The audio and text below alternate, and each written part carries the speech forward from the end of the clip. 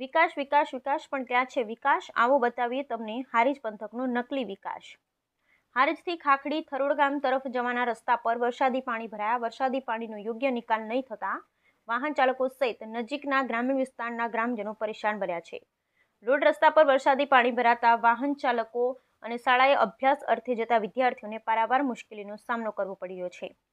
ત્યારે જવાબદાર તંત્રને અનેકવાર રજૂઆત બાદ પણ નિરાકરણ નહીં આવતા ગામ લોકોમાં તંત્ર સામે રોષ ફેલાયો છે।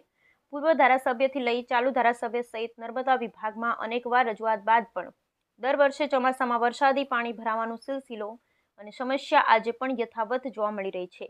તો બીજી તરફ ખેતરોમાં પાણી ભરાઈ જતા ખેડૂત વર્ગ પણ પરેશાન બન્યો છે। ખેડૂતોને 2000 વીઘા જેટલી જમીનમાં નુકસાન થતું હોવાનું ખેડૂત જણાવી રહ્યા છે।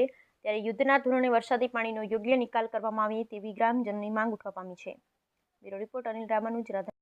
ઢીચણસામાં પાણી ભરાય છે, જે અહીંયા રોડ ઉપર ઢીચણસામાં પાણી ભરાય છે અને ખેતરોમાં કમર સુધી પાણી ભરાય છે, જે ખેડૂતોને 2000 વીઘા જેટલી જમીનો બોળાય છે। એ દર વર્ષે આટલું નુકસાન